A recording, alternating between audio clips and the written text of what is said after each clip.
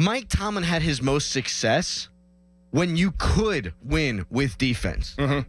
You could win 17-14.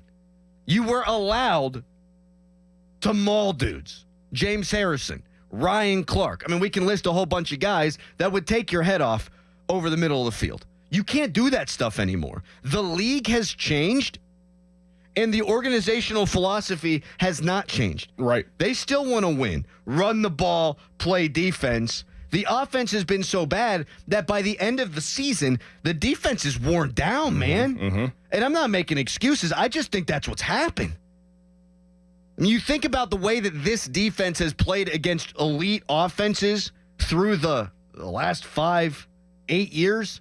They kick the hell out of bad quarterbacks and bad schemes. But when they play good quarterbacks and good schemes, It's over. their heads are spinning. It's over. And then you get worn down as the season goes on. You can't win this way anymore. They spent $130 million on defense, and that defense gave up 299 rushing yards and was never in the game? See, I think you hit the nail on the head right there. And whether it's Tomlin, whether it's Arthur Smith, whether it's Art, like, you just can't win this way. You know, whether you want to fire Mike Tomlin or keep him. You can't win this way, the way that they've been playing underneath Mike Tomlin, and the philosophy needs to change. Whether it's Mike Tomlin changed the philosophy and you want to keep him and you're not going to fire him, which they're probably not, or they're not going to trade him, the philosophy absolutely needs to change. The mindset needs to change. You cannot, you absolutely nailed it right there. You just simply can't win this way in the NFL in the 2024 in moving forward era. No, you can't. You cannot. No. I mean, I look at Philly, they want to run the ball. I look at Baltimore, they want to run the ball, but they do it in a unique way. And they can also throw the ball, and they have receivers that can catch the ball. The Steelers are ground and pound. Let's get 75 tight ends, and let's run that thing up in there. Where's the ingenuity?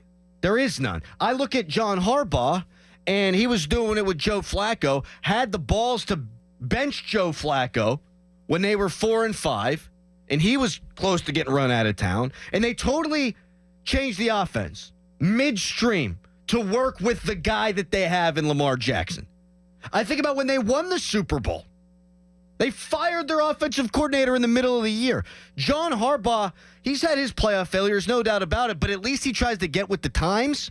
I'm not seeing it from the top on down in the Steelers organization. Look what they did last year to this year. They got to the AFC Championship game. We're close, and we're like, we have one missing piece. What is that? Let's go get the best damn running back in the NFL.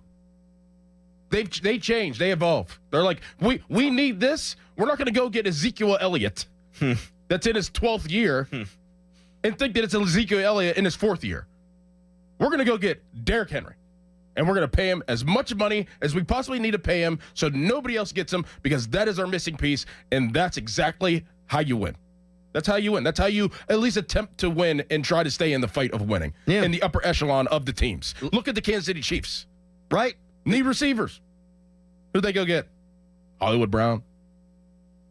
DeAndre Hopkins. I mean, that's how you win in the NFL. And even the Ravens, when they've lost in the playoffs, the talk was, Lamar can't. He throw in the middle of the field. He's not good outside the numbers. They draft a wide receiver who is now the first homegrown Pro Bowler in the history of their franchise at the wide receiver position. Because they understand that you got to throw it at times, too, to win damn football games and score points. Mike Tomlin said it after the game. At this time of the year, you got to score points. He said the right thing. They ain't doing the right stuff.